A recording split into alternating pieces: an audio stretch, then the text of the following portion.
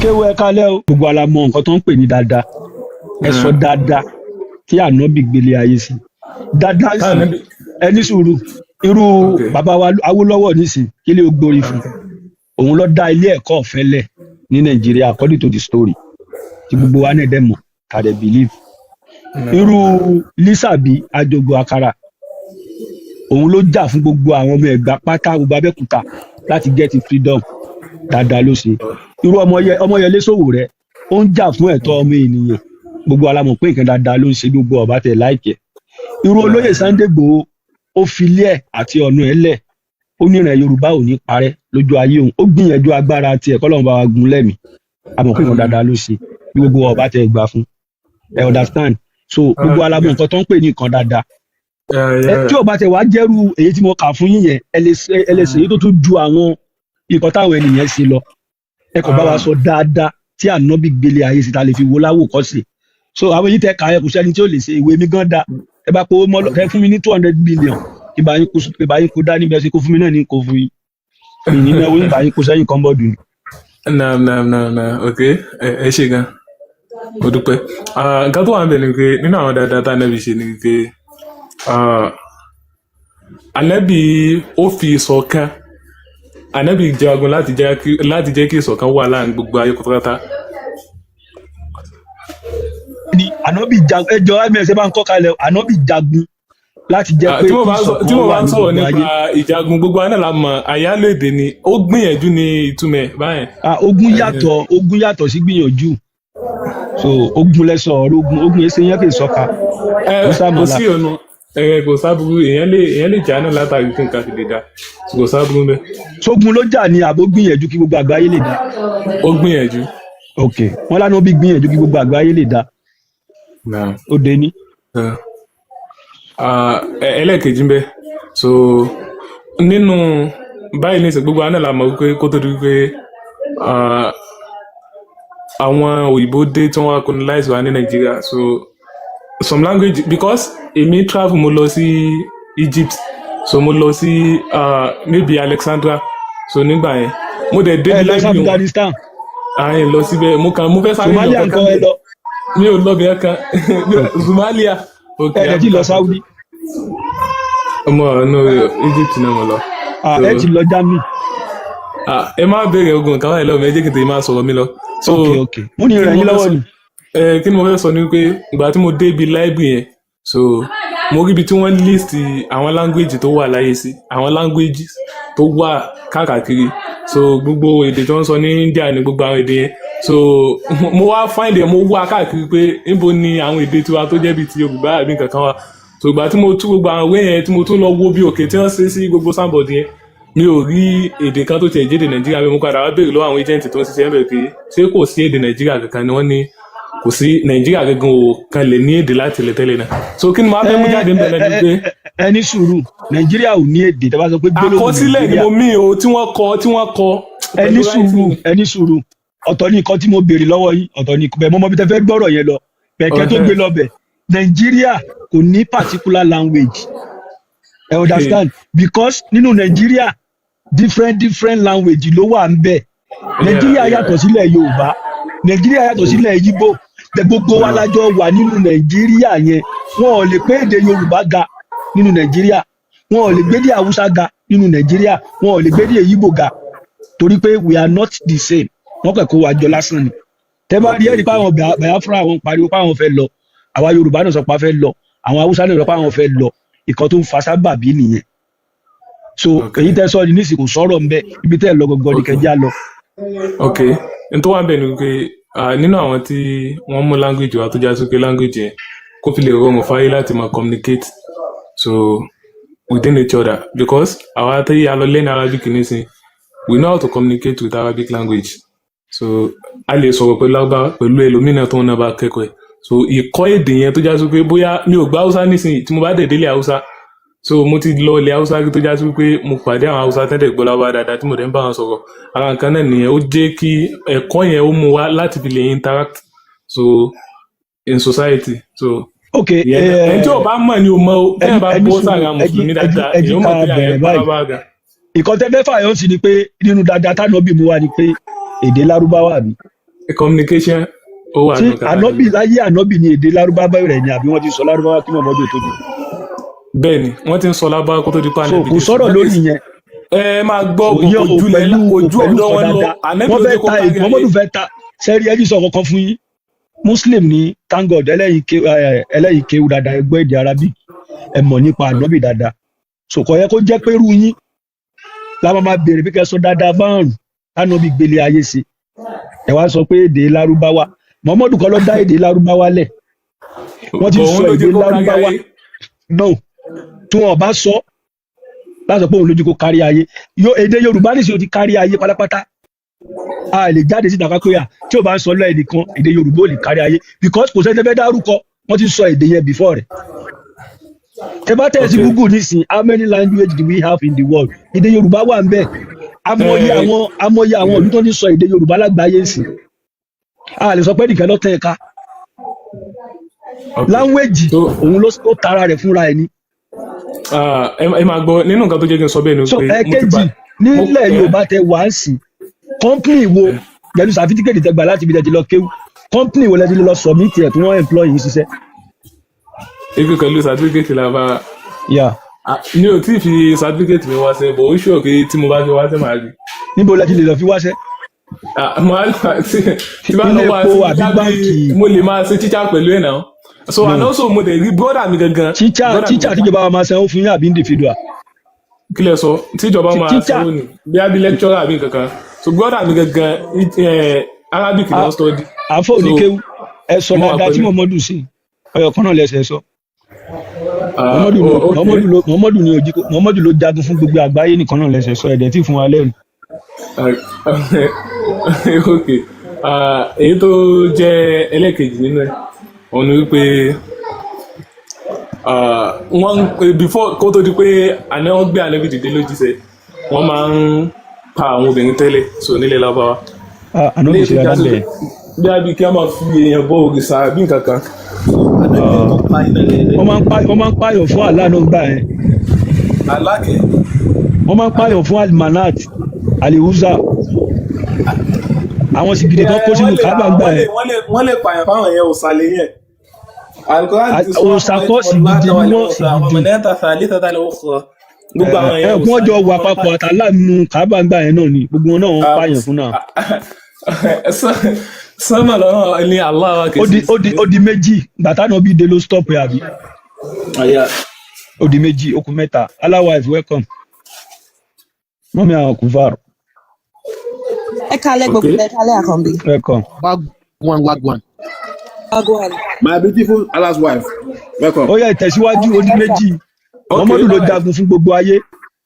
Muhammadu ló dé ló stop bí wọ́n ṣe ń fi obìnrin tó ń fi pọ́n rí obìnrin mọ́lẹ̀ wọ́n ń bẹ́ orí wọn àbí. yes Muhammadu ló wá stop ẹ̀ kẹ́mọ̀ kébì náà mọ́ kéwò. mọ́ ọ̀gbẹ́lẹ́ ok Muhammadu ló wá stop ẹ̀ ó di méjì tẹ̀ ti sọ báyìí ó di mẹ́ta. so èyí tó sì ok ó kù mẹ́ta sí ok. Àfọ̀ oníkéwú ẹ̀rí pẹ́ẹ́ ti ń dojú tí Islam bẹ́ẹ̀ ṣe kéwú tó dáadáa márùn lójú tí lásán. Islam bá o ẹ Ó tó ti wà take bẹ́ẹ̀ yín- pé ó ti take yín ní 20 minutes. sẹ́rí nǹkan tá ànábì ṣe ó pọ̀ gan bó tẹ́ mọ̀ ọkàn àìnígbọ́ àbá àìnígbà yẹn ó wà Àdìgbọ́kẹ́ bẹ́ẹ̀ ṣe ń sọ láǹbá yín kọ́ èyí tá a fẹ́ à ń sọ pé yìí lè ṣe dáadáa èyí tá a gbà pé dáadáa ni kò sẹ́ni tí ó dé níbi tí wọ́n ti ń pa obìnrin àwọn ìyá wa àwọn tó bí wa wọ́n fẹ́ mọ sunkún wọ́n wá ń rí obìnrin mọ́lẹ̀ lóye wọ́n wá ń bẹ́ orí wọn èèyàn kan wá dé ó wá stop wọn pé nǹkan tẹ̀ ń ṣe yóò dáadáa lẹ́ni yẹn ṣe àfọ̀ oníkéwu tí yàn bá parọ́ lókù èèyàn tó fi ẹ̀mí ara ẹ̀ lẹ̀ tó jagun fún gbogbo àgbáyé dáadáa ló ṣe so ẹ̀rí patẹ́wọ́gbà ayé ànábì Muhammadu logo sallallahu alaihi wasallam ẹ̀sọ́ mẹ́ta èmi kàn ń ràn yín lọ́wọ́ pé ó ń take time gbogbo báyà bíi 9 years or 15 years tẹ ló ń lé kéwú tẹ gbọ́ èdè Arabic débi pé èdè Arabic lórúkọ yín àwa béèrè dáadáa márùn lọ́wọ́ yín ní public ó wá ń take yín ní 30 minutes ọ̀rẹ́ kó rí bẹ́ẹ̀ ìdí tí mo fi sọ pé ẹ̀ ń dojú tí Islam nìyẹn. kò sáà dojú ti nǹkan bẹ́ẹ̀. bẹ́ẹ̀ ó kú mẹ́ta yẹn ṣe àwọn bẹ́ẹ̀ wọn náà wà ló máa take yín kẹ́ tó sọ no ok nǹkan tó wà bẹ́ẹ̀ ni pé ẹlẹ́ẹ̀kejì bẹ́ẹ̀ náà ni pé láwọn ayé ìgbà tó ti lọ ẹlẹ́kẹta èyí tó sì kẹta ń bẹ̀rẹ̀ pé wọ́n ní pé láwọn ayé ìgbà tó ti lọ so wọn kì í pín ogún fóbìnrin karamakumullah ànábì ló ní kọ́ ọmọ pín ogún kọ́ ọmọ yin obìnrin jẹ. bẹ́ẹ̀ ni so àwọn lójú ká mọ̀ pé àwọn obìnrin lẹ́tọ̀ọ́ so. karamakumullah ànábì Muhammad sallallahu alaihi wasallam. okùn méjì ẹni sọ mẹ́ta ànábì ló jagun fún gbogbo àgbáyé ànábì ló stop kọ́ máa bẹ orí obìnrin mọ́ ànábì ló dé ló sọ pé kọ́ máa pín ogún kan obìnrin okùn méjì. ok láàrin náà ni wípé ẹ jẹ́ kí n mélé wa so lára obìnrin yẹn náà bí kó já sí wípé tọkọ obìnrin bá ti kú kí wọ́n gbé fẹ́ nìkan bẹ̀túláàsì wọ́n súnpò rẹ̀ àbí.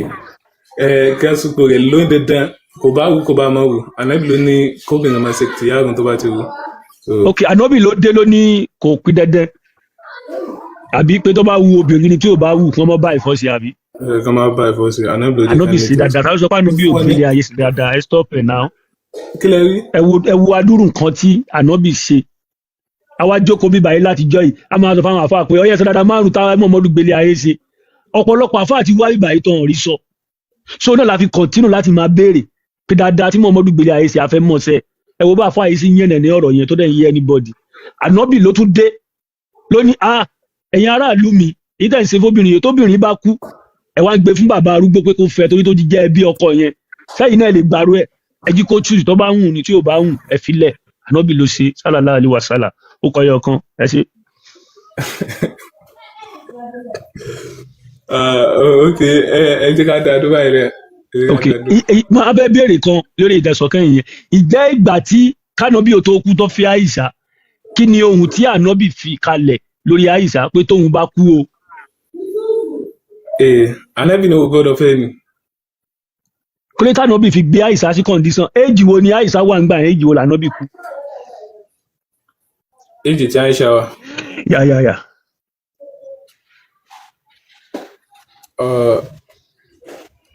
Almost 19 years. Àyìnká tẹ̀ bá yín gbà bẹ́ẹ̀ yẹn 19 years. Age of 19 years yẹn Àìṣà ti bímọ gbà yẹn. So Àìṣà ò ti bímọ. So ẹ wá wo ẹni tẹ́ sọ pé òun ló dé tó fún obìnrin nírọ̀rùn ẹ wo obìnrin tó pa sáyé.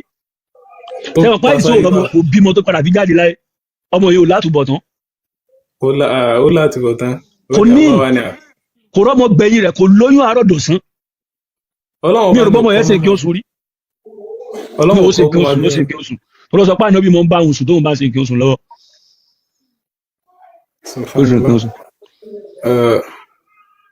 Kí ló ń pè é? Ṣé rí i pé ànábì ó ṣe dáadáa síta ó dẹ̀ pààyàn sáyé nínú ilé rẹ̀.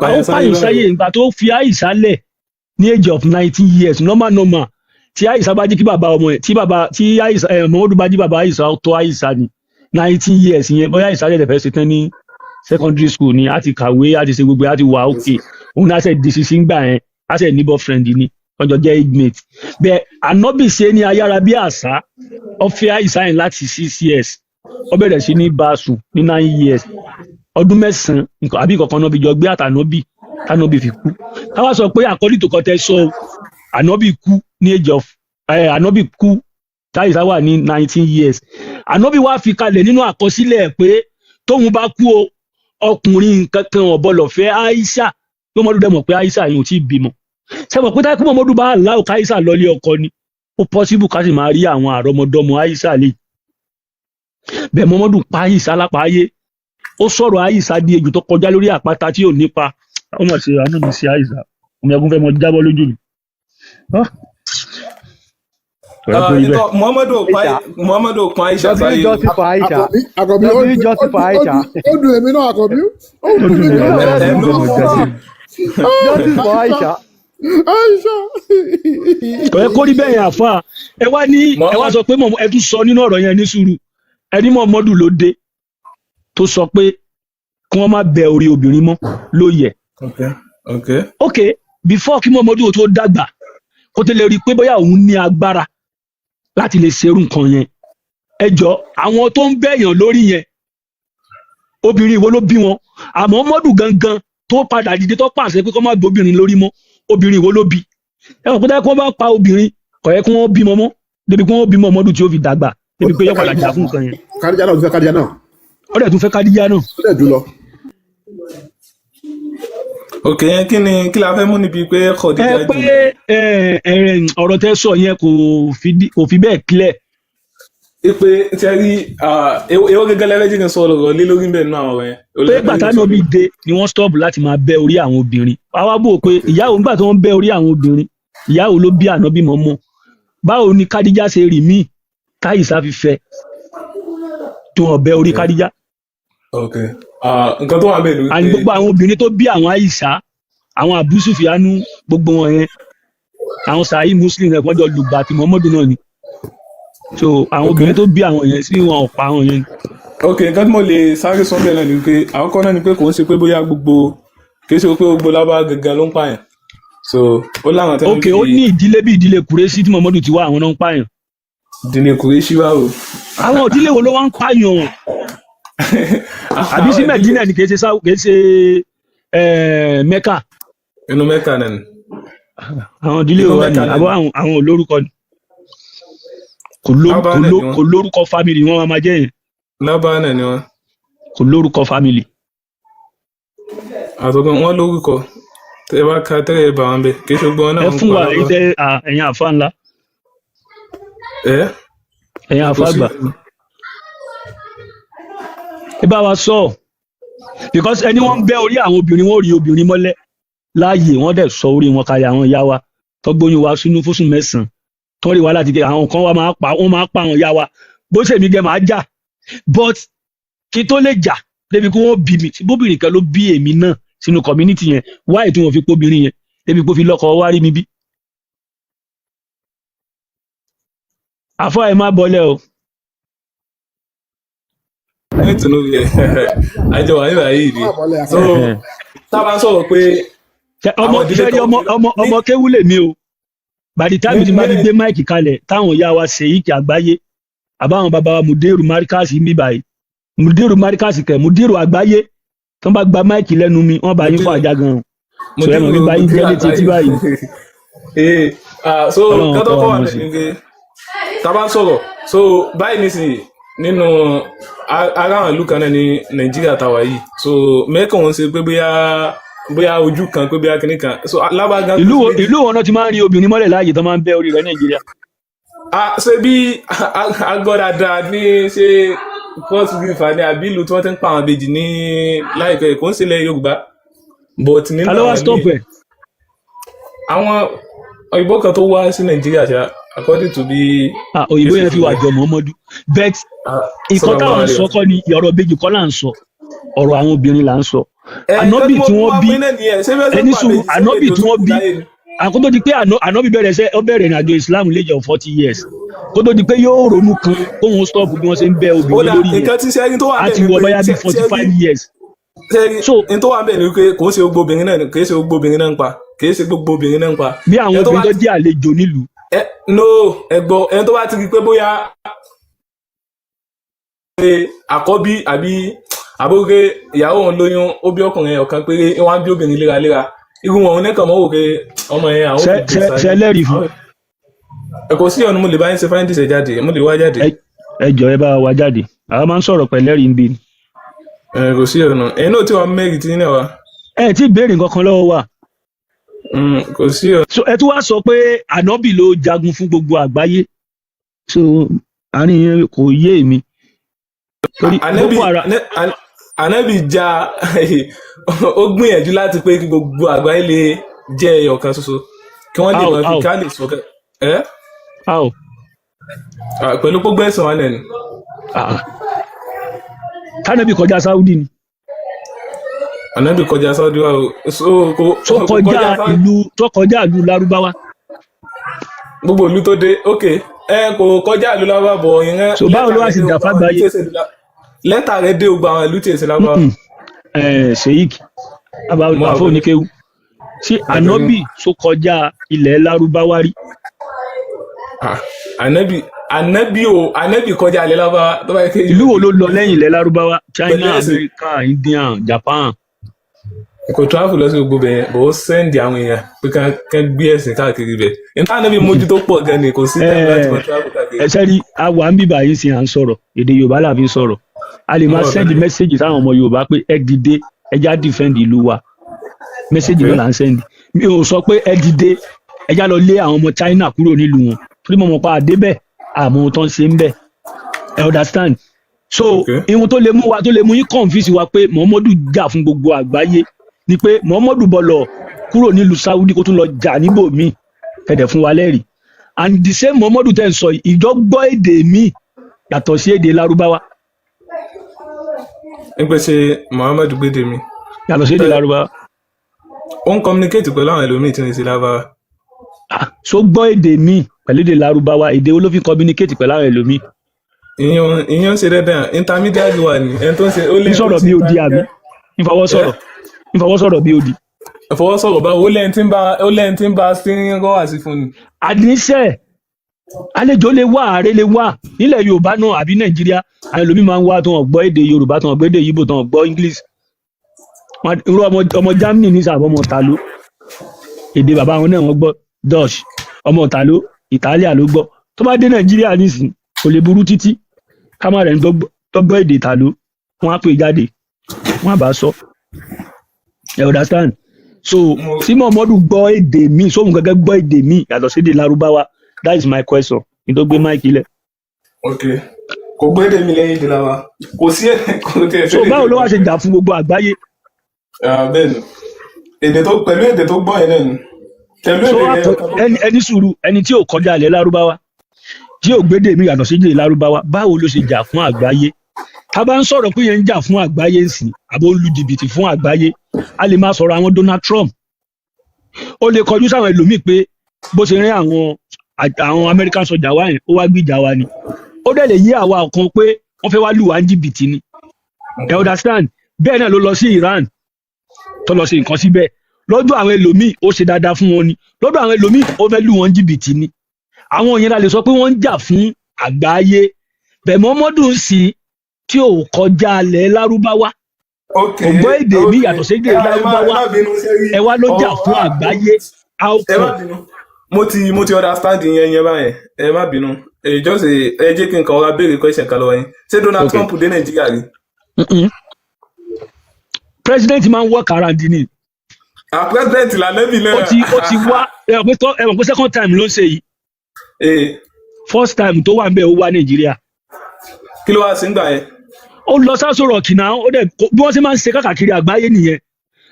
Angela Merkel the former minister wọn nílùú Germany ó wá sí Nàìjíríà náà. okay. so bó ṣe wà nìyẹn nínú democracy law wàá work around nínú tó máa ti gbà ẹ́ láyè. In Islamic law èèyàn wọ́n máa ń rán sẹ́mọ̀ kò Islamic law ń ṣe democracy law wọ́n máa ẹni tó bá wà president máa ń rán àwọn aṣojú pé kí wọ́n lọ ní olùkàn ni. aṣojú wo ni Muhammadu wa ní ságbáyé. gbogbo àwọn sọ̀hábà ló ní kí wọ́n fọ́n káàkiri orílẹ̀ nǹkan dẹ̀ máa tẹ Islam yẹn ká. àfọ oníkéwu àṣírí tí ò bá bò ẹnìkan ò lè bò. ok ó dáa Muhammadu tẹ́ ń sọ yìí kò kọjá Saudi kò gbọ́ èdè míì báwo ló ṣe jagun fún àgbáyé. ṣé Donald Trump náà gbédè mí ni só gbédè mí ni. ó gbọ́ èdè náà Donald Trump wá gbédè kan nígbà tí ó ponú. ok èdè wo ló tún gbọ́. ó gbọ́ Jámánì ní bá tẹ̀ mọ́ èdè míì tó gbọ́ Jámánì. Jámánì o. ó gbọ́ Jámánì. ó dẹ̀ gbọ́ Portuguese. ó dẹ̀ sọ yìí káàkiri àgbáyé. ó dẹ̀ tún work around. ẹ fún mi lẹ́bídẹ́ǹsì àwọn èdè tẹ́ ló gbọ́ yẹn. ẹni náà lè máa béèrè náà wẹ́ẹ́ ṣe ọ̀rọ̀ Donald Trump tí mo sọ fún yín mo fi ṣe àkàwé fún yín ni Donald Trump kì í ṣe ànábì understand president ni a kàn fún yín ní example ni pé tí ẹ bá sọ pé yẹn jà fàgbáyé ni mo fi fún yín ní evidence Osama bin Laden gan a ti lè sọ pé ó jà fàgbáyé ju ọjà fún Islam ju Muhammadu lọ torí òun kúrò ní Pakistan ó lọ sí Amẹ́ríkà náà ń pa àwọn èèyàn torí Islam you understand òun sì jà fàgbáyé ọjà fún Islam bẹ́ẹ̀ Muhammadu ọ̀kọjá abi tó ti bí lọ́mọ ọgbọ́ èdè ní yàtọ̀ sí àwọn baba ńlá baba rẹ̀.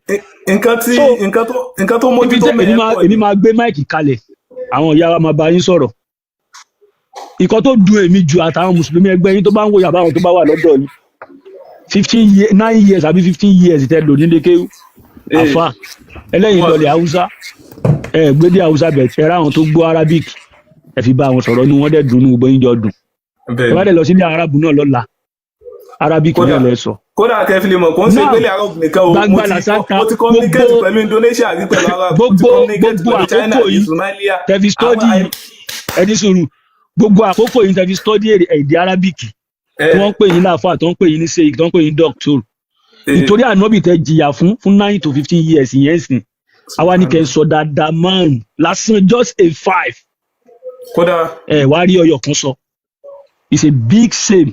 reason ni pé ṣé rí nǹkan tó wà bẹ́ẹ̀ ni pé sanabi ò wá ànábì ò gbélé ayé sí dáadáa ni tẹ́mi bá sọ fún yín sí kódà gbogbo ẹni sùúrù tí bá sọ fún yín sí pé ànábì fi Àìṣà lọ́mọdún 6 ọba sùn lọ́mọdún 9 ọba ayé ẹ̀jẹ̀ ni Àìṣà ò rọmọbí tó fi kú tí bá sọ fún yín pé ànábì ò gbogbo ogun tẹ ló já ìdigunjalè ni ìdẹ́mi àwọn èèyàn ló gbọdọ̀ ni ìfipábáyàwó oníyàwó sùn ni ànábì ó bá òkú sùn ànábì ó bá ọmọ kékeré sùn ànábì ọkùnrin bá sùn ànábì bá ọkùnrin sùn ànábì bá kẹ́tẹ́kẹ́tẹ́ sùn so gbogbo kan tẹ́mi sọ yẹn ẹ bá béèrè ẹ̀rí sí a kò gbẹ̀rí yẹn jáde fún yín.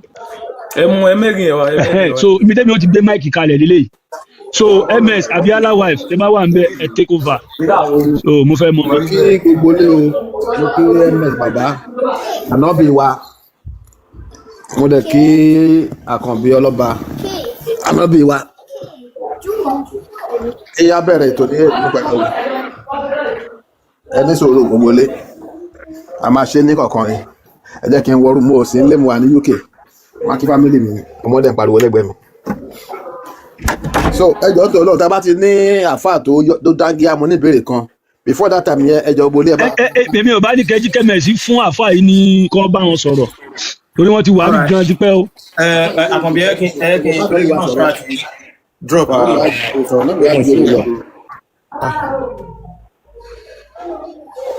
pariwo ń wá láti ibì kan àáfàá ẹ pa máìkì yín àáfàá ṣe wà níbẹ̀ ẹ pa máìkì yín. ariwo ń wá látọ̀dọ̀ yín ẹ pa máìkì yẹn ọ̀rọ̀ ẹ ṣe so bí àkànbí ṣe sọ pé Muhammadu ó jalè ní gbogbo nǹkan tí wọ́n sọ pé tán pè lógun fún wa nínú Islam yẹn ìdigunjalè ní bẹ́ẹ̀ ni ìdigunjalè ní wọ́n ní Muhammadu ó bá òkú sùn bẹ́ẹ̀ ni ó bá òkú sùn kí lẹ́sùn ní Muhammadu ṣe náà àwọn àjọ̀nú wọ́n bá a sùn ó bókú sùn ó tún gbé nǹkan ọmọkùnrin Muhammadu náà ti gbé nǹkan ọmọkùnrin àlè ó gbé sẹ́nu báyìí pọ́ngilá ó ńlá gbogbo aburú ayé yìí pátápátá tẹ́ ẹ lè ronú kàn Muhammadu ní ẹni àkọ́kọ́ tó kọ́kọ́ ṣe torí ẹ̀nà fi ń pè ní best man in the world èèyàn tó wò ṣùnṣùn tó ṣe adúrú àwọn nǹkan yẹn tó pààyàn tó jalè tó bókú sùn tó bọ́mọ kékeré sọ báyìí gbé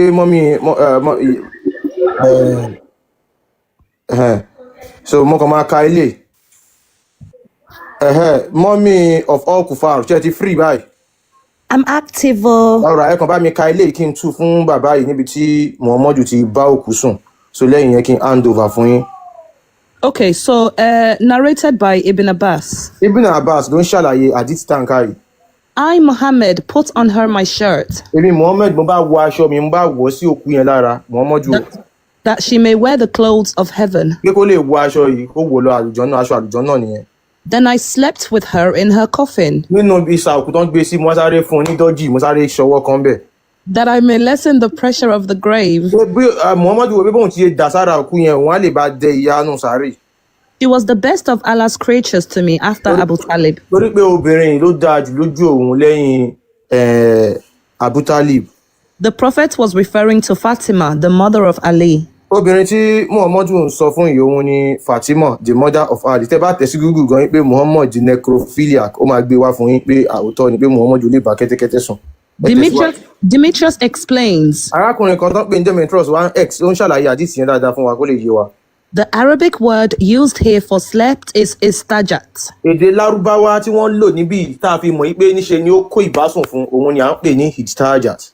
And it literally means to lay down with her, often means to lay down to have sex. Tó dẹ̀ túmọ̀ sí pé ó sùn sí orí ẹ̀, ó dẹ̀ sùn sí orí ẹ̀ láti ó fi nǹkan sí ní abẹ́, ó fi nǹkan sókùn yẹn lábẹ́.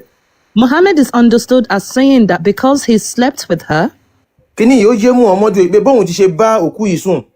She has become like a wife to him. Ó ti di ìyàwó òun nìyẹn. Ẹ mọ̀ kò sí bọ́kọ òṣèyìn báyàwó ẹ̀ sùn. Ó bá a sùn kó lè di ìyàwó ẹ̀. And will be considered the mother of the believers. Bóun dẹ̀ ti ṣe bá a sùn yẹn, òkú yẹn ó ti di ìyá ẹ̀yin Mùsùlùmí. This will supposedly prevent her from being tormented in the grave.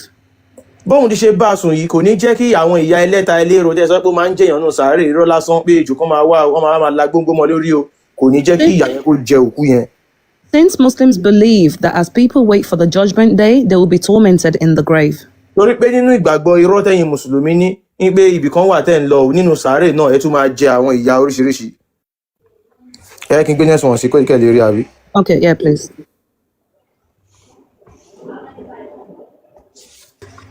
Yeah. Reduce the pressure here means Ṣé pé wọ́n máa bá a jẹ ìyanu sàárè yìí o, ó túmọ̀ sí pé that the torment won't be as much now because she's a mother of believer. ìyà tó máa wá jẹ́nu sàárè báyìí sìn kò ní pọ̀ mọ́. Ọkọ̀ ìjẹ́pọ̀ kan máa kán kò torí pé ó ti di ìyá àwọn Mùsùlùmí. After Muhammad slept with her and consummated the union. Lẹ́yìn tí Muhammadu tó bá a sùn tó dẹ̀ ṣe nǹkan tí ọkọ tó ń ṣe fún ìyàwó tó ṣe fún arábìnrin òkú náà. Ẹ ṣeun. So tẹ́ bá fẹ́ rí ká ó wà ní Kanz al-Ummal, The Treasure of Deeds by Ali bin Uzam. Òun nìyẹn. So volume 13 page number 609-610.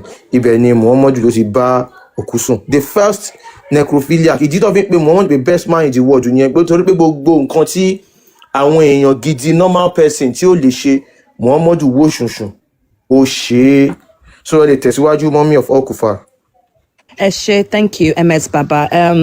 As usual, assalamu alaikum sí àwọn ọmọ ẹrú Saudi Arabia, àwọn ṣègìdì Allah. Mo fẹ́ sọ àbọ̀rú àbọ̀yẹ̀ sí àwọn ọmọ sexy ladies, àwọn ọmọ aládé, and what go on to all the people of Jahannam, àwọn kèfèrí, àwọn atheists, àwọn agnostics, ẹ̀kalẹ̀. As usual, ẹ ti mọ drill already, ẹ bá ṣe ń wọlé, ẹ bá wa power tap, ẹ máa bá wa share. So, Islam is Arab culture. A ṣì wà lórí topic yẹn so far. Tẹ́ bá rí lánàá, gbogbo àfàtọ̀ wá sókè, wọ́n lulẹ̀ ni, bí dominoes ni, one was dropping after each other, bí eṣinṣin, you understand? And nǹkan tó máa ń ṣẹlẹ̀ nìyí, tẹ́ bá fẹ́ defend the raw, because kò sí nǹkan tó wà nínú Islam tó jẹ́ òtítọ́. Everything is a lie, and when you want to defend lie, you will never be straightforward. Tẹ́ bá notice, tẹ́ bá bí àwọn Muslim ní question, instead of answering, wọ́n máa gbé òyà máa kọyín báyìí, ẹ máa bẹ́ẹ̀ ni pé wà ń playground and jókòó sórí jangilova merry-go-round ni. Ẹ jọ̀ọ́, ẹ já lay some rules nínú ilé. Ẹ jọ̀ọ́, tẹ́ ẹ bá mọ answer to a question, I don't know is also an answer.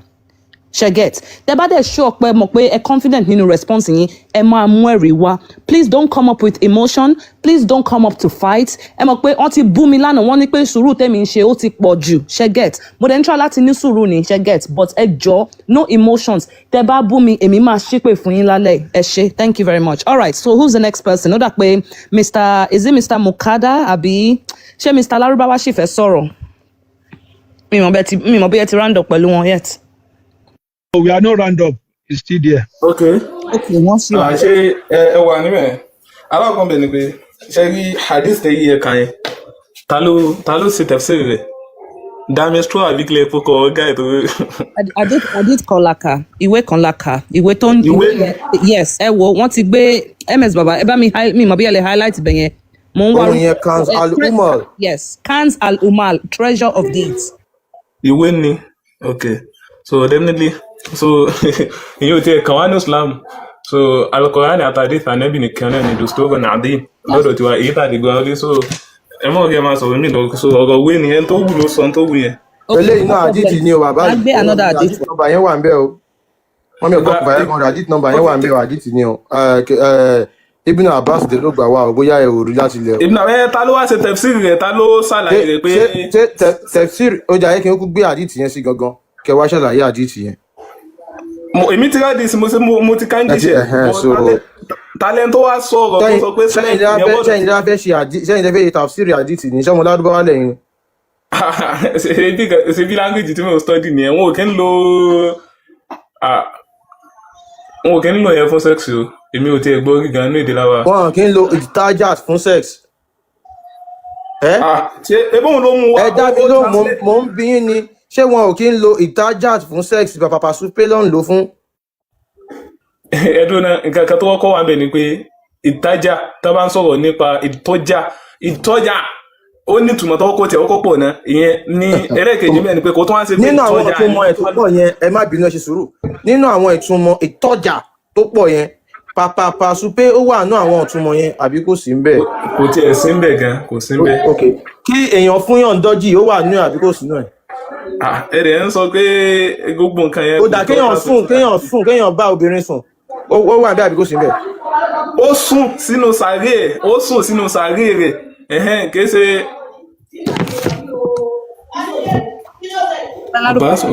ẹ ní láti parọ́ ó sùn sínú sàárè. eléyàn sọ̀rọ̀ lọ́nà àwọn eléyàn sùn sínú sàárè yẹn láti lè fi dé ìyanu sàárè fún ibi táyà ń ànábì bá ti wà ànábì ò kí ń sèyàn lásán náà. Mashallah. All right. Ẹ jọ̀ọ́ ẹ gbé mi sí big screen. For now, I'm disregarding nǹkan tó MS Baba ẹ jọ̀ọ́ mo fẹ́ fún wọn ní another example because behaviour yìí ó wà common pẹ̀lú ànábì. It's not the first time he's done it. So ẹ já wo second. Ẹ jọ̀ọ́ ẹ bá wa mute ariwo yẹn pọ̀ mi ẹ jọ̀ọ́ tí bá ti kà á tán ẹ wá bá wa ṣàlàyé ilé iṣẹ́ get so ẹ jẹ́ n sáré gbèsè this camera ṣá what's going on. ẹ jọ̀ọ́ a máa nídìí àwọn tó máa bá wa tó máa ṣe tafsir bí ìyá wa ṣe ń kà ó mo fẹ́ sáré ṣe fídíò kan bí ẹ kí n wò sàlẹ̀ yẹn náà ẹ sáré kà bẹ́ẹ̀. Yeah, Atiri, another one. This is Sahih al-Bukhari. Another example ni yo. Ele ya no bi ko lo se but o so fe lo mi ko se. So Sahih al-Bukhari 1285. Narrated by Anas bin Malik. Only we were in the funeral processions of one of the daughters of the Prophet. Anas ọmọ Malik ń ṣàlàyé pé àwọn wà níbi tí wọ́n ti ń ṣe ìsìnkú ìkan nínú ọmọ òjíṣẹ́ Allah. And he was sitting by the side of the grave. Ó wá jókòó síbi ẹ̀gbẹ́ sàárè yẹn. I saw his eyes shedding tears. Mi ò gbọ́ ó náà ń rí Muhammadu tó wá ń sunkún.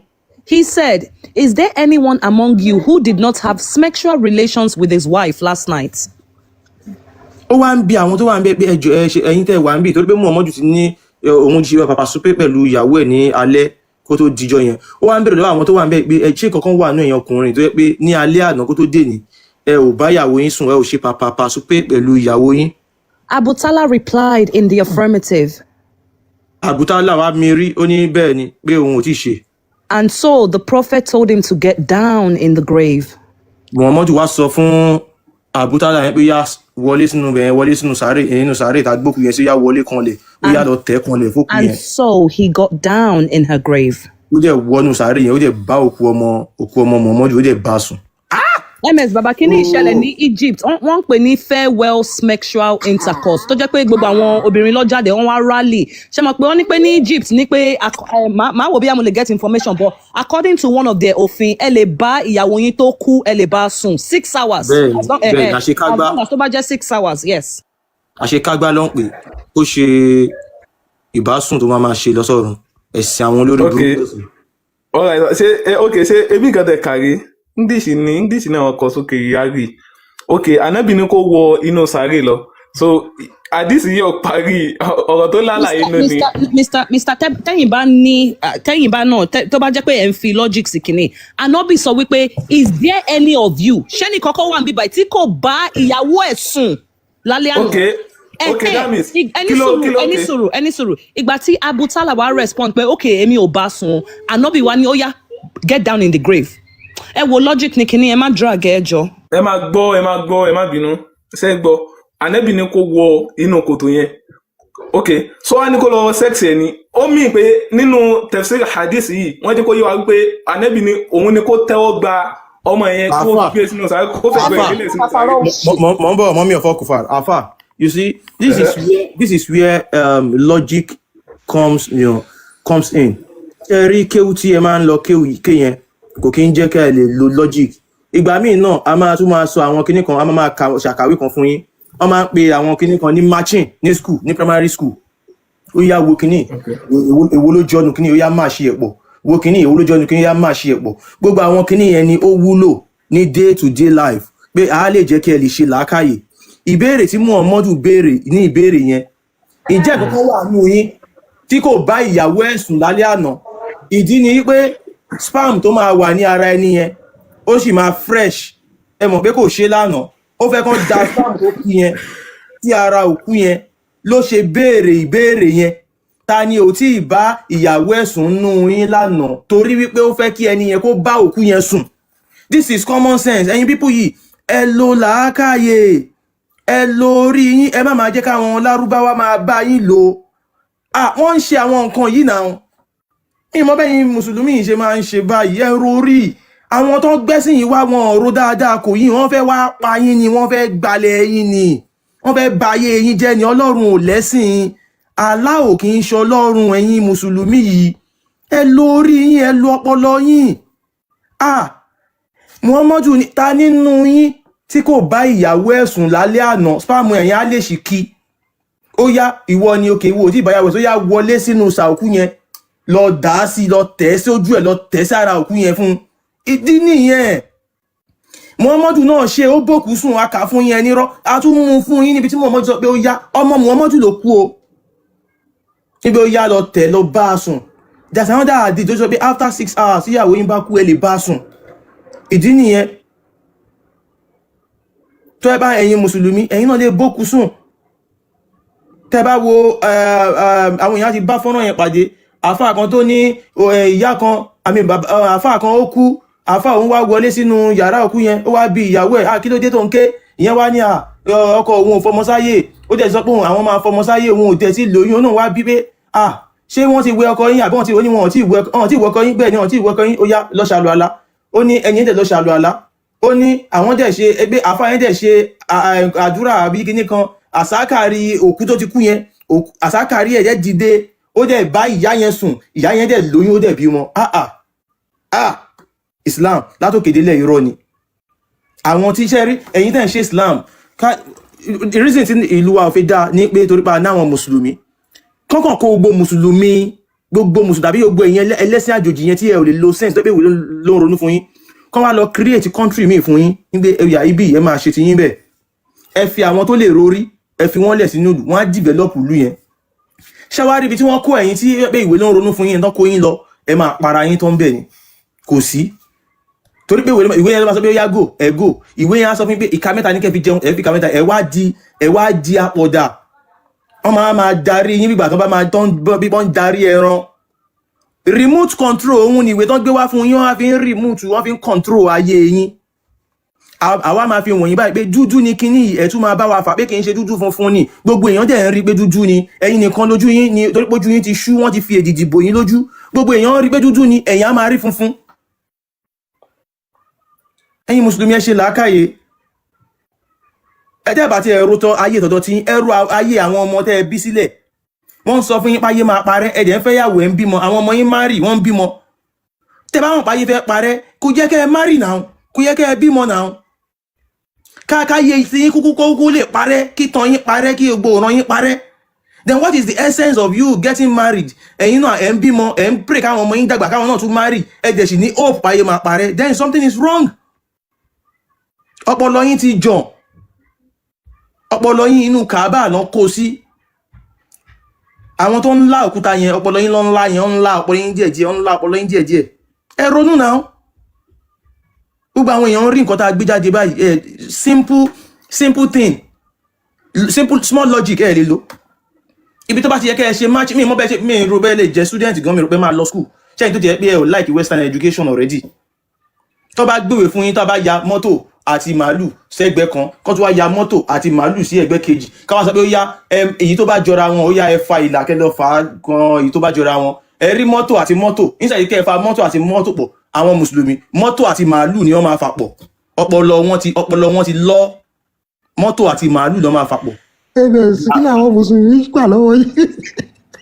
no jẹ́ kéèyàn máa bá wọn sòótọ́ ọ̀rọ̀ ẹ mọ̀ pé ń gbà míì ẹ̀yin lẹ̀ rí kíní ibi tá a wáyé ojú ogun ni ẹ wo bó ṣe lọ pa wọ́n Jos àwọn wèrè kan tó sọ pé Jos Jesus kíní kan bí Jesus our saviour mo ní lórí burúkú làwọn epo yìí they have been mentally captured Jesus your saviour wọ́n dẹ̀ ń pa ẹ̀yin Christian Jesus dẹ̀ ń wó yín Jesus cannot do anything torí àmì yẹn sọ fẹ́ yẹn ọmọ Yorùbá Olódùmarè oníṣẹ́ ọkàn Olódùmarè has given us the brain and what we need we just need to do the right thing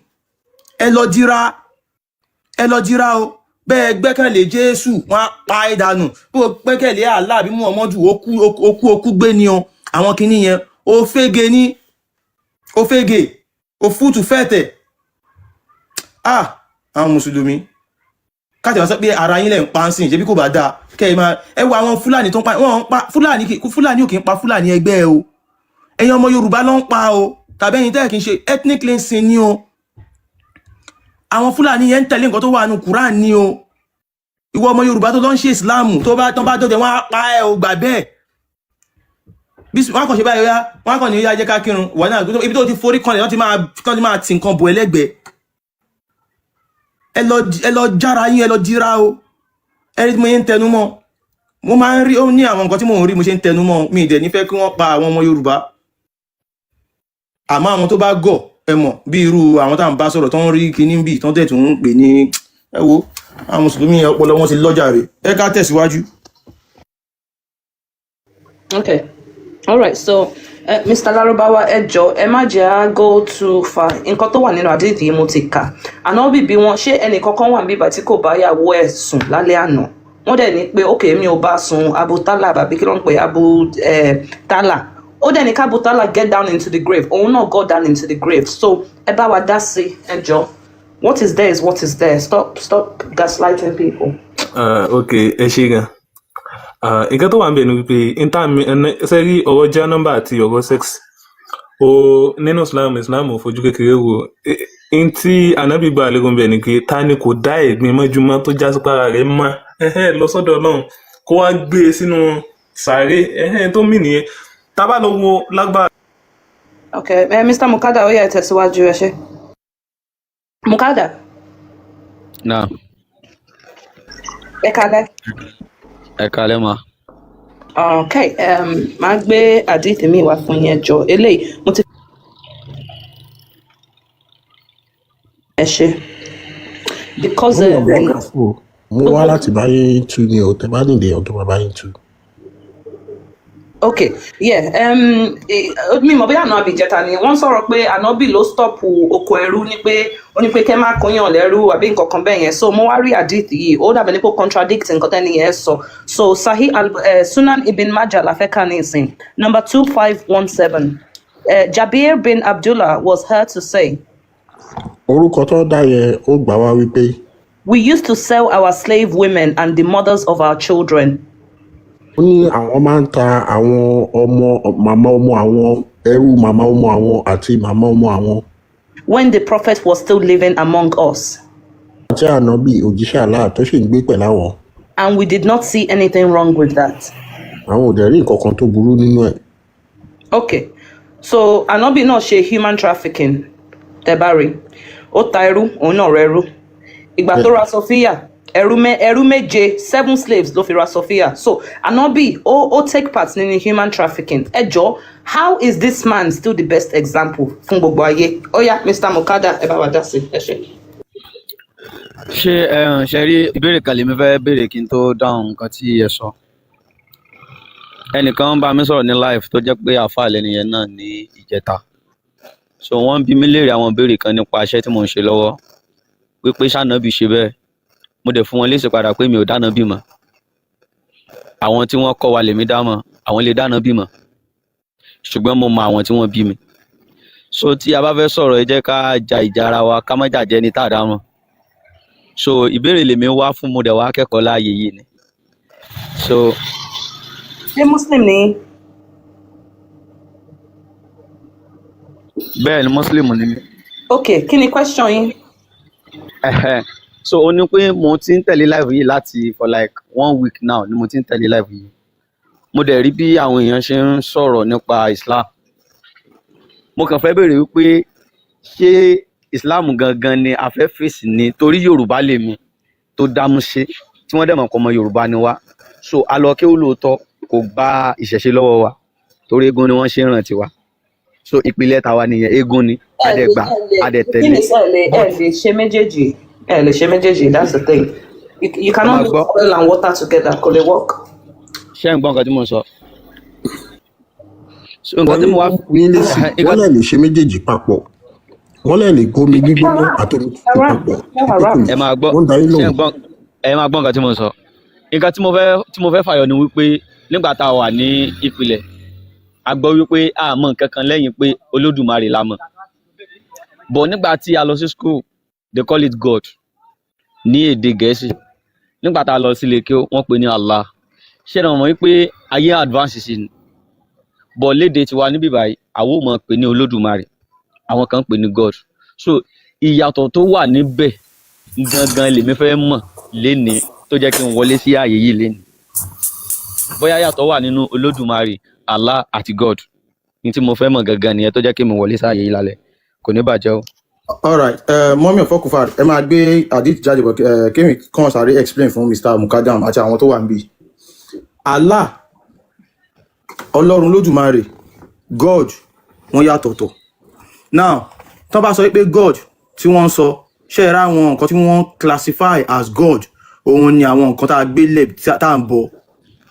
Allah, God ni. Every time Mùsùlùmí sọ pé the Arabic they are for God is Allah. So Allah, God ni. Torí pé God nǹkan tá a gbé lẹ̀ tá à ń bọ ni. Ògún, God ni. Ògún nǹkan tá a gbé lẹ̀ tá à ń bọ ni. Ṣàngó, God ni. Ṣé nǹkan tí mò ń sọ ṣó ń yé yín? Yahweh, God ni. Àwọn nǹkan tá à ń bọ yẹn, òun ni wọ́n ń pè ní God. Ṣé wá rí Allah, God àwọn Arab ni. Èdè Arabic nìkan lẹ lè fi bá a sọ̀rọ̀. Ṣó ń yé yín? Ṣó ń yé yín sà?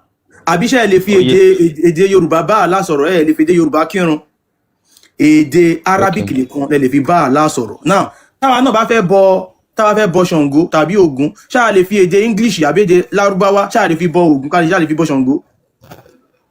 No. Rárá, èdè Yorùbá nìkan ni a lè fi bọ. Ṣó ti yé yín? Ṣé wá rí Yahweh táwọn Kìrìsìtẹ́nì náà sìn, God ni.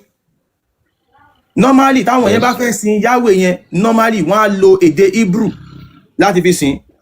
But àwọn yẹn wọ́n béèrè pé Jesus life àwọn yẹn kò tiẹ̀ yé mi. Gbogbo ẹ̀ wọ́n dàpọ̀ ni. Now ṣé wá rí Ọlọ́run Olódùmarè supreme being. Òun ló ń dá gbogbo nǹkan. Ẹ wá jẹ́ kó ba lè tún lè yé yín dáadáa. Tẹ́ ẹ bá fẹ́ rí Tinubu báyìí bẹ́ẹ̀ ṣe wà yìí, ṣé ẹ lè kú gìrì lọ́sọ̀dọ̀ Tinubu? Kò possible. Kò possible. Àwọn kan lè máa rí tó máa gbé ọ̀rọ̀ yín lọ ọ̀dọ̀ Tinubu, bẹ́ẹ̀ ni àbí bẹ́ẹ̀ kọ́? Bẹ́ẹ̀ gẹ́lẹ́ ni àwọn Ògún, Ṣàngó, Ọbàtálá yẹn ẹ rí pé nílẹ̀ Yorùbá ìdílé kọ̀ọ̀kan ló ní àwọn òrìṣà yẹn, nǹkan tó ń ṣe nílé wọn, àwọn nǹkan yẹn ló súnmọ́ wa jù. Tí nǹkan kan bá ń ṣẹlẹ̀, àwọn nǹkan yẹn la máa interact pẹ̀lú, àwọn nǹkan yẹn la máa bá sọ̀rọ̀, àwọn nǹkan yẹn ló máa gbọ́rọ̀ wa lọ sọ́dọ̀ Ọlọ́run Olódùmarè, ọ̀dọ̀ Ọlọ́run Olódùmarè làṣẹ wà. Tẹ́ ẹ bá fẹ́ rí Tinubu, àwọn tó súnmọ́ yín yẹn tán bí àwọn bíi tó bí representative yín ló máa gbé ọ̀rọ̀ yín lọ sọ́dọ̀ Tinubu kó tó sọ pé okay mo sign sí, okay mo fagilé. Ṣó ń yé yín àbí kò yé yín? Ó yé. So Ọlọ́run Olódùmarè is the supreme being, kò kí ń ṣe Allah. Ibi tẹ́ ẹ tún máa fún another example, tẹ́ ẹ bá wo Ògún, Ṣàngó ẹ rí pé wọ́n ní ojúbọ. Bẹ́ẹ̀ ni àbíbẹ́ẹ̀kọ́. Tẹ́ ẹ bá wo Allah náà ní ojúbọ, Kàábà lójúbọ ẹ̀.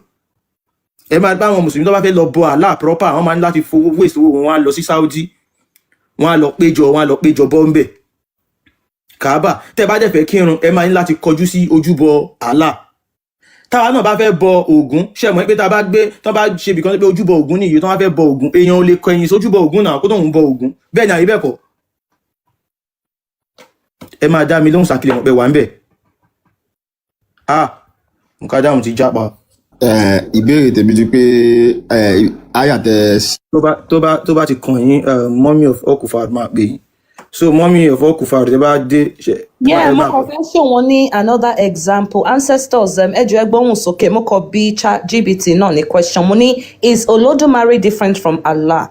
Only yes, Olódùmarè and Allah come from different religious traditions, but they share some similarity. Only origin and religion. Olódùmarè is the supreme deity in the traditional Yoruba religion, West Africa, especially Nigeria. Allah is the one God in Islam, worshipped by Muslims worldwide. How they are approached. In Yoruba belief, Olódùmarè is often seen as a distant supreme creator, and people usually interact with divine forces through the orishas, spiritual intermediaries. In Islam, Allah is directly worshipped. There are no intermediaries in the same sense. So, if it's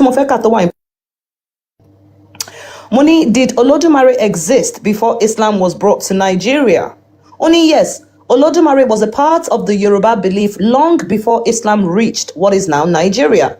Timeline in simple terms. The worship of Olodumare comes from traditional Yoruba region which developed over many centuries, likely thousands of years among the Yoruba people. Islam arrived in West Africa through trans-Saharan trade, spreading gradually between roughly the 11th and the 16th century. By the time Islam reached the Yoruba region, belief in Olodumare and the Orisha system was already well established. What this means is Olodumare is indigenous to Yoruba culture. Islam and later Christianity are introduced religions in that region. So historically, Olodumare was recognized and worshipped long before Allah was introduced there. It's simple. They can't be the same. All right, explanation here, it is very, very, straightforward. Olodumare is in be àti mọ Ọlọ́run Olodumare kan tó gbé Allah wá, and Allah tó gbé wá is totally different from Olodumare. Allah is one God in Islam. Lọ́dọ̀ tiwa nílẹ̀ Yorùbá, we have many gods tá a fi ń communicate pẹ̀lú Olodumare. So gbogbo àwọn bí a tó ṣe ń confuse àwọn èèyàn pẹ̀lú God. A máa jẹ́ kẹ́ mọ̀ pé the word God ní nǹkan tá a gbé sílẹ̀ tá à ń bọ̀. So Ògún Ṣàngó gan wọ́n lágbára, wọ́n wà very potent ju Allah lọ. Allah is ordinary statue tí wọ́n fi ọwọ́ lásán mọ̀. Tẹ́ bá dẹ̀ wo Dr. Sharafaddin náà, òun náà sọ pé ẹ má pe Allah ní God, má pe Allah ní Lord, má pe Allah ní nǹkan kan nínú God, Lord àbọ̀ Ọlọ́run. Sọ pé ohun gángan lórúkọ rẹ̀ tó gbọ́dọ̀ máa fi pé má pe Allah ní God, má pe Allah ní Lord, má pe Allah ní nǹkan kan nínú God lọ́ọ̀dù àbọ̀ Ọlọ́run, máa sọ pé Allah torí túmọ̀ sí nǹkan méjì jẹ́ lẹ́dàá wa lọ. Gbogbo àwọn olóyún wọn máa dùn fún nǹkan yìí.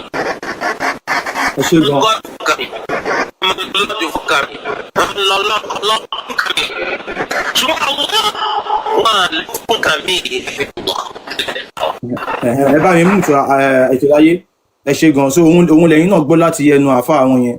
Allah òun ni Yorùbá, Allah kò kí ń ṣe Ọlọ́run, kò kí ń ṣe God, kò kí ń ṣe Lord according to nǹkan tí Mr. Sharafaddin tó jẹ́ àfa àwọn nǹkan tó sọ. But torí pé elétí kún ló pọ̀ náà àwọn mùsùlùmí yẹn wọ́n máa ń ṣorí kunkun, wọn ò lè dánú rò, wọ́n ti ọ̀pọ̀lọpọ̀ wọ́n ti mú tọrọ àkúnmí, tàbí kó jẹ́ pé Fúlàní ti bá ìyá ẹlòmíì sùn, tàbí kó jẹ́ pé Fúlàní gan ni wọ́n. So àwọn Fúlàní wọn ò mọ Ọlọ́run Olódùmarè, Allah làwọn mọ̀. Ẹ wá wo àwọn Haúsá náà, ẹ rí pé Ubangiji lọ́mọ̀. Ìgbà tán gbé Islam dọ́dọ̀ wọn, ẹ rí wọ́n báyé wọn jẹ́ pátápátá, wọ́n gba Ubangiji lọ́wọ́ wọn, wọ́n gbé Allah lé wọn lọ́wọ́, wọ́n dẹrú ní straight. So wọ́n tó bá ti lọ jẹ́ kán lọ gba Ọlọ́run Olódùmarè lọ́wọ́ ẹ̀, kán gbá Allah lé lọ́wọ́, ó dẹrú nìyẹn straight finally. So jára ẹ ṣe gan. Wọ́n mi ọ̀fọ́ Kufa, over to you. Thank you. All right, Mr. Iman Tiwambe. So, guys, nǹkan tí mo fẹ́ ká ṣe ni wípé ká máa pronounce àwọn gods yẹn bó ṣe jẹ́, ṣe get, because God yẹn torí lọ ṣe ni pé kẹ́ pé lórúkọ ẹ̀ gangan, which is Allah, because God is a title. We have different type of God. For example, àwọn Christian náà wọ́n máa pè títí one God, but guess what? His name is Yahweh. You understand? So think of that God as title, just like we have the title of a doctor. Within that doctor, every different types of doctor that specializes in the heart, cardiologist, doctor that specializes in children, pediatrician, they are all doctors, but they have different kini. So so let's call Allah Allah. Tebalosi Spain, Allah is Allah. Tebalosi Germany, Allah is Allah. Tebalosi France, Allah is Allah. You cannot translate names. That is his name. Shaget. So, all right, Mr. Iman, Egbon's okay. Any comment? Mufeke any question about two had. Ekrolesa. Ekalesa. Ema binu alela wambi ba ekalesa. Ema binu. Àwọn kankan ìrírí kan ni mo ti fẹ́ fi ṣàlàyé fún ọ̀pọ̀lọpọ̀ àwọn ènìyàn tí wọn ò tí mọ rírì MS Baba, ancestors, mọ́mí Àlífà Àgbà, ètò láyé àti gbogbo wọn. There was this my Muslim friend tó jẹ́ ọ̀rẹ́ mi. Nígbà yẹn ó ti pẹ́ ó ti tó bí 10 years ago. So àṣà alọ́bì kan àwọn ágíù pé Muhammed ìránṣẹ́ Ọlọ́run kì í ṣe èmi àti ẹnì kan lájọ wà ń bẹ̀ o. ó wá sọ fún mi pé tí ìbá ṣe pé ẹ̀jẹ̀ mi lẹ́ni tí mò ń sọ yìí ó sọ pé tí ìbá ṣe pé bóyá òun mọ̀ mí pé àjọ jẹ́ ẹ̀jẹ̀ ni pé òun bá dẹ̀ pa mí sí ìbá ìkùsẹ́nìbọ̀ tó dẹ̀ máa gbà mí lọ́wọ́ pé òun dẹ̀ máa pa mí ìkùsẹ́nìbọ̀ tó ọjọ́ yẹn ni èmi kọ́kọ́ ń ṣí pé ṣé ẹ̀sìn tí wọ́n pè lẹ́sìn Ọlọ́run náà lélẹ̀ pé òun kàn máa pa mí because ó mú àdádá lọ́jọ́ yẹn òun kàn máa pa mí so mo wá bẹ̀rẹ̀ sí ń ro àwọn kan yẹn and wọ́n ti brainwash wa to the extent pé báwo ni èèyàn ṣe máa gbé bulletproof èèyàn wọ́n á bílù pé kì í ṣe ẹ̀ṣẹ̀ pé o lè fi gáàdì ara ẹ̀ ṣùgbọ́n tó bá fún mi láyé ta tó jẹ́ ti tàwọn baba ńlá mi wá sọ pé ẹ̀ṣẹ̀ ni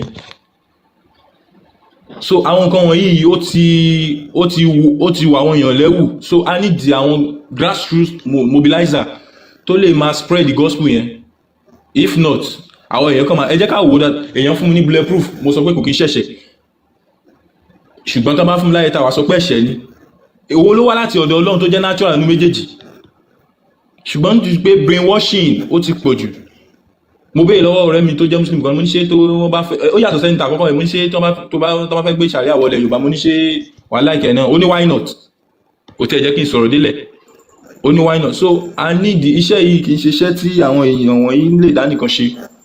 Mr. Iman, a lot of people just say yes to Sharia law. Àwọn tó ń sọ yes yẹn wọ́n mọ Sharia law gangan, wọ́n mọ implication wọn. It's just as if you are supporting football team Chelsea. Anything Chelsea go do, whether they lose or win, wàá sì support wọn because you love them. Nǹkan tó ń ṣe nìyẹn wọ́n mọ. They don't know the barbarism under Sharia law, the inhumane act tí Allah ti fún wa as guidance for humanity ló wà nínú òfin Sharia. Very disgusting. It is against the human rights. Because about human rights, according to United Nations, kò sí ẹnì kankan tó gbọ́dọ̀ wà under ẹrú ẹ lè kóyàn lẹ́rú nínú Islam ẹ lè kóyàn lẹ́rú. So it's disgusting. So àwọn kan yẹn ló ti jẹ́ kí n sá fún àwọn people yẹn ló jẹ́ kí n sá pé àwọn eléyìí wọ́n lè pààyàn so ẹ ṣe mi fẹ́ gbà àkókò torí ọ̀pọ̀lọpọ̀ àwọn èèyàn tó sì máa fẹ́ wá sókè àwọn kan tí mo ní kò sí bí èèyàn ṣe lè bá mùsùlùmí ṣọ̀rẹ́ tó kò sí bó ṣe tó bá ti dọ̀rọ̀ ẹ̀sìn yẹn they can kill they can do anything kò sí tí wọ́n lè ṣe. Canon alive, yeah. Actually, sir. Yes, ma'am. Actually, all right, thank you. All right, Gbogbolé, ẹjọ́ mo fẹ́ sọ pé well done to everybody yesterday. Ẹ mọ̀ pé normally moderator ti tèmi èmi máa ń complain ní pé power tap but let me give you guys a round of applause for last night. You guys were absolutely fantastic, amazing. Ó dà pé a wọ over 2.5 million. Ẹ ṣé, thank you very much, guys. Ìyàwó ńlá mo ń blow in kiss. Normally mo máa ń tẹ̀ yín off ni, so ẹ ṣé, mo appreciate it. All right, Ẹrú Allah slave, ẹ kálẹ́ o. Thank you for your patience tonight. So, Ekale. Aya te display sí ojú screen yẹn previously. Ó dà pé ṣé òun náà ló wà lójú ẹ bí ẹni Ànábì ti bókù sùn. No. Eléyìí kọ́ ṣé ìtẹ́fẹ́ touch nìyẹn. Okay, MS Baba ẹ gbé ra yín sórí big screen. Tẹ́ bá lè gbé ra yín sórí big screen. Lórí screen MS Baba. Mo wish pé kí TikTok yìí ṣe ká lè gbé host náà sí big screen fún ara wa. MS Baba mi mọ̀ bóyá wà ń bẹ̀ for now bóyá nǹkan mi wà just for now tó bá ti down then I'll continue ṣe get you understand.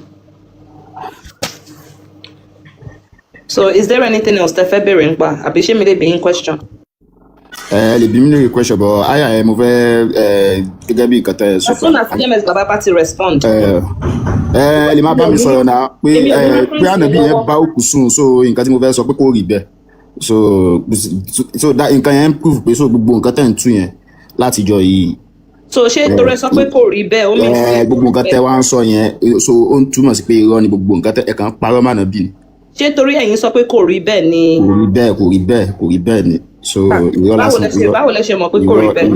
Irọ́ lásán ìyá tí ó kú yẹn Ànábì sùn sínú sàárè ẹ̀ so sísún tànà bí sùn sínú sàárè ẹ̀ ni pé so spirit yẹn ó ti máa wà nínú sàárè yẹn pé Ọlọ́run máa fi gbogbo ẹ̀ṣẹ̀ tí ìyá yẹn ti ṣẹ̀ tẹ́ bá lọ tẹ̀ sí gbọ́gbó wà ń bẹ́ náà kí ni yìí clear ẹ̀ kàn parọ́ ẹ̀yin náà mú òdodo ẹ̀ kàn parọ́ ni so ẹ̀ ní láti máa parọ́ so nǹkan tó Ọlọ́run máa jẹ́ ẹ̀kọ́ Ọlọ́run máa sì wà lọ́nà so àwọn ẹ̀tẹ̀ẹ̀dẹ̀ ń tú fún táwọn náà because nǹkan tó yẹ kán mú ló ti tọ́ nǹkan yẹn júwe pé gbogbo nǹkan tẹ́ ẹ̀ ń tú láti jọ yìí irọ́ ni gbogbo nǹkan tẹ́ ń tú. Ṣé Fọlá ẹjọ́ ẹ máa wà childish honestly ó máa ń wà really annoying ẹ mú ẹ̀rí yín wá ẹjọ́. Irọ́ ni gbogbo nǹkan tẹ́ ń tú. Irọ́ ni no problem ẹ prove ẹ. láti jọ ẹ̀ kàn ń parọ́ fáwọn ẹ̀ kàn ń sí àwọn èèyàn lọ́nà ní kọ́lọ́ má sí wà lọ́nà. Allah ló máa ń ṣèyàn lọ́nà náà. bàbá yẹn tún sá lọ ni mo rí bí àtúrò ẹ̀ lẹ́ ṣe pè mí. Yeah, nǹkan tó fẹ́ deal pẹ̀lú ni wọ́n ní pé kì í ṣe irọ́ ni mo wá ní kọ́ prove wọ́n ní pé torí àwọn sọ irọ́ ni nìyẹn mo ní kò make sense now he's not ready yet. fúnra ẹ̀ náà ló sá lọ. ẹ kálẹ̀ o. ó ti dúró tí ó ní kan tó ń fẹ́ sọ pa ẹ̀ nìyẹn ṣùgbọ́n yà nǹkan tó fi bẹ́ẹ̀ nìyẹn lọ́yẹ kó gbọ́ pé ó jẹ́ kó rí pé nǹkan yẹn ti wà ń bẹ̀ náà kí ló sá lọ. ẹ kálẹ̀ o. ẹ kálẹ̀. èmi ò ní much láti sọ nǹkan tó ń gbọ́ bẹ́ẹ̀ sọ ni pé àwa Yorùbá a ní láti dira wa mú. ó ti dé padà ẹ má bínú brother. So mi ò sá lọ ẹ̀yin náà tẹ̀sí gọ́gùn fúnra yín pé ṣé did Anabi slept with any woman in the grave so ẹ jẹ́ ká wo nǹkan tí gọ́gùn ẹ fọwọ́ ayé tẹ̀sí yàtọ̀ sí lè tẹ display ní orí kínní wáyé kí ló tẹ̀ ń parọ́ ẹ̀yin pípọ̀ yìí wáyé tẹ̀ ń parọ́ mánà bíbá ẹ̀ dẹ̀ mọ̀ pé ọ̀lẹ̀ ń pa kí ló tẹ̀ ń parọ́ fáwọn èèyàn. mood.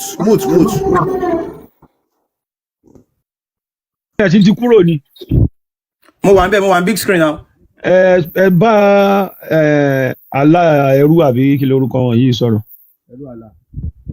slave of Allah. ok kí ni nǹkan tó ń sọ. wọ́n ní ànábì ò bókú sùn pé irọ́ là ń pa so. ẹ kó ka ṣe ó ti wà lójú screen now àwa kọ́ la kọ àdìsí tàǹkà yìí náà ṣé wàá la kọ ni. Mr. Allah slave ọmọọba emir mike yẹn ọ̀dọ̀ yín yẹn ń wẹ́kọ̀ gan. mo gbọ́ yín. mo ní ẹ bá wa ka àdìsí yẹn kẹ́ ẹ explain fún wa náà. iná ẹ̀ka yín tẹ̀ display náà ní kẹ́ máa ka. wọ́n á jẹ́ kó yé yín pé nǹkan tó wà níbí báyìí irọ́ ni nǹkan tó wà níbí báyìí. irọ́ ni náà bóyá shut up.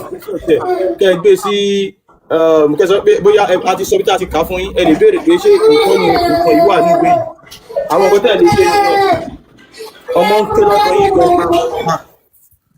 àwọn nǹkan tẹ̀ ní láti ṣe ni pé bá a ṣe kà yìí a sọ bí tá a ti gbé wá fún yín ẹ wá béèrè pé nǹkan tá a kà yìí o ṣé lóòótọ́ ló wà ní ìwé yẹn o àbáwá la lọ kọ́ nǹkan tó ń pè ní evidence nìyẹn àwọn nǹkan tẹ̀ ní láti ṣe nìyẹn ṣe get ànábì bókù sùn.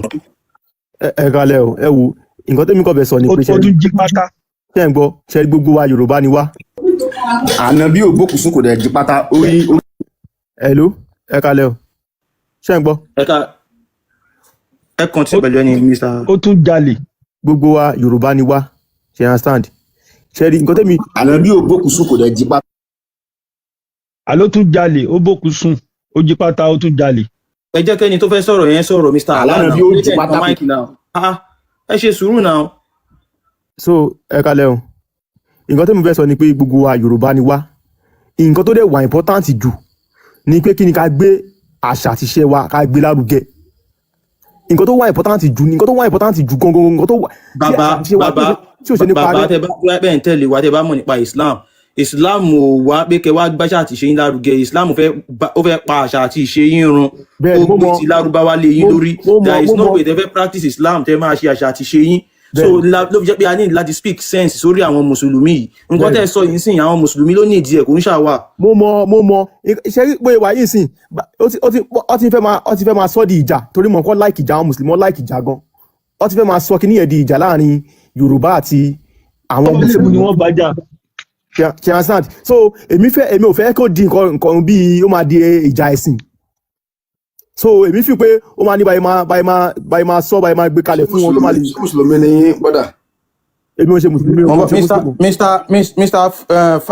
Fakio Money nígbà táwọn mùsùlùmí sọ nípa ẹ̀sìn ẹlòmíì kò fa ìjà ẹ̀sìn tó bá ń sọ nípa ẹ̀sìn wọn tí wọ́n ń sọ àwa ò jẹ́ parọ́ nípa ẹ̀sìn wọn à ń sọ pẹ̀lẹ́ rí so kò lè fa ìjà ẹ̀sìn tó bá dẹ̀ dá ìjà lẹ̀ àwọn náà ló máa jẹ ìyà wọn ṣe get bọ́n ṣe wà báwọn mùsùlùmí ṣe wà lọ́wọ́ báyìí wọ́n bá wọn rẹ́kẹ̀ ìyá wọn ṣẹ́gẹ̀t wọ́n bá wọn dín ẹyin lọ́wọ́ bí kán sì máa jẹ búrẹ́dì lọ by the time tó bá máa dín ẹyin yẹn tó bá máa bí 20-30 ẹ̀yin Ọlọ́run ò ní pa gbogbo wa ojú gbogbo wa ló máa ṣe ṣẹ́gẹ̀t ẹ̀sìn Fúlàní ni nǹkan tẹ́ ní láti mọ̀ ọgán nìyẹn àwọn Fúlàní wá fi ẹ̀sìn yẹn gbógun ti wá ni so a ní láti jí àwọn tó jẹ́ ọmọ Yorùbá tó wà láàrin wa bí wọ́n bá sọ pé kòsì ní jí tá a bá ní kòsì ní dígbàsgbòs bí ìgbà tí yàn ń tan ara ẹ̀ ni o ni mo yín sọ pé everybody lọ jìra ó máa dígbàsgbòs wọ́n pa wọ́n ti pa wọ́n Jọ́ọ̀sì báyìí wọ́n pa wọ́n Kwara tó bá gbé dádùúgbò tí yín iṣẹ́ náà máa wòran ni so everybody. tí bá sọ fún yín pé bóyá torí èmi sì kéré ni mo ò tètè mọ̀ pé Yorùbá ló ní Kwara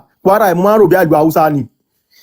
wọ́n gbà á ní ẹ̀sìn yẹn náà fi gbà á. ìgbà tí mo wá ń wo Facebook tí mo rí táwọn gbogbo àwọn ipò Yorùbá ni gbogbo àwọn ipò yìí kí ló ṣẹlẹ̀ wọ́n jẹ Yorùbá wọn ọba ò kí ń jẹ kò sọ́ba ní Kwara báwo ni ó máa jẹ́ ìlú Yorùbá tí kò ní sí ọba ń bẹ̀ tọmọ máa jẹ́ emir. so nǹkan tó máa ń fi ẹ̀sìn Islam ṣe nìyẹn ó máa tako àṣà àti ṣe yín àwọn Fúlàní kan ti jáde pé ẹ̀yin Yorùbá ẹ yé ṣe kábíyèsí sí àwọn ọba yín o pé kò bá ẹ̀sìn Islam mu gbogbo àwọn nǹkan tẹ̀ ń sọ ló máa ní kò bá ẹ̀sìn Islam mu títí mọ́ èdè yín orúkọ yín ò bá Islam mu àmọ́ oúnjẹ tá à ń jẹ ọ̀hún ní ẹ̀fà sọ pé oúnjẹ yẹn ò bá Islam lórí burúkú ni wọ́n ti fún lọ́rọ̀ ni wọ́n like oúnjẹ yẹn oúnjẹ tọ́jọ́ tí wọ́n lè jẹ́ èdè tọ́jọ́ tí wọ́n ní wọn ò ní sọ. àní ìgbà tí mo wá wo ẹ̀sìn àwọn ẹ̀sìn yẹn gangan náà ní Boko Haram àwọn lọ ní káwọn Haúsá yẹn máa lọ skul àwọn lọ́tún kó bọ̀ fún wọn. nǹkan tó wà ní ẹ̀sìn wọn nìyẹn. ọmọ ní kọ́ máa lọ skul pé skul haram ni foreign education ni haram ni skul then àwọn ọmọ tẹ ní kọ́ máa lọ skul yẹn ẹ máa lọ máa kó bọ̀ fáwọn ọmọ yẹn ẹ wo àwọn tó lọ pààyàn ní mò ń gbọ́ ní sùkàn nírọ̀lẹ́ yìí wọ́n náà àwọn tó pààyàn ní Plateau lánàá yẹn wọ́n náà àwọn ọmọ 17 àwọn ọmọ 18 years old ni àwọn ọmọ 18 years old lọ ṣiṣẹ́ tọ́pá bí èèyàn 40 ní alẹ́ àná yẹn àwọn ọmọ 17 years àwọn kéékèèké tí wọ́n ti mọ̀ ọkàn àwọn ọmọ ilé kéwù so Yorùbá láti dira mú ká take kíní serious gan torí bó ṣe wà yìí gbogbo every means ló ń lò wọ́n fẹ́ máa gba gbogbo agbára tẹ́kọ̀ọ́ fi ń ṣagbára gbogbo ẹ̀ lọ́kọ́ fẹ́ gba gbogbo ẹ̀ náà tó bá ti gba gbogbo ẹ̀ wọ́n ṣe máa kó bọ̀ wá máa fi bọ́ bá wa jà. so lẹ́yìn yẹn wọ́n tọ́jẹ̀ tún target sí gbogbo àwọn ipò olórí bóyá gómìnà ní agbára wa gbogbo náà wà agbára àdìyẹ náà bí dé náà agbára wa náà lọ fi ń dá àwọn kọ́sọ́mọ́ àwọn lè rí agbára yẹn gbà gbogbo ẹ̀yin tẹ́ ṣe Islam ikú ni ọ̀ so àwọn èèyàn gbọ́dọ̀ jì. agbára yẹn lọ fi ń dá àwọn kọ́sọ́mọ́ àwọn lóhùn bọ̀ wọ́n sì fẹ́ kọ́ gba agbára yẹn lọ́wọ́ wa náà èèmù gangan nìyẹn. ẹ ṣe gan ẹ lè continue mọ́mí ọ̀fọ́ kò fà bẹ́ẹ̀ láàlá so kò sọ̀rọ̀ lẹ́nu. slave oya the corporate because honestly mi ìfẹ́ babysit lálẹ́ let's be civil be an adult tá bá fẹ́ show àyà kẹ́ẹ̀ka tá bá fẹ́ ka get out because I'm sorry because it's exhausting. ìtawà ń sọ fún yín pé ìrọ̀lẹ́ ń pa oyin ti burú ẹ bá parọ́ mọ́ ẹ gbọ́dọ̀ tẹ́ bá lẹ̀ sí Islam sí dọ̀tà ní kẹwàá pàmò rẹ̀ sùn. ọba ẹ sọ látàárọ̀ oyin ti dàrú. wọ́n dẹ̀ ń bá ẹ sọ látàárọ̀ náà ó dẹ̀ ń ṣe bí ajá ó dẹ̀ ń bọ̀. gbẹnusọ kí náà bẹ sọ gbẹnusọ jàre gbẹnusọ kí náà bẹ sọ. níjà ìbá tí bá ti ń sọ̀rọ̀ mọ́mí ẹni mi tí bá ti ń sọ̀rọ̀ kó máa gbẹnu sọ. àní o dákẹ́ tó bá mọ mú padà sílé kó lọ mọ mú mọ́mí ẹ tó bá pọ́ mú tó mú òtó ẹ padà sílé lọ máa mọ mú mọ́mí ẹ. dákẹ́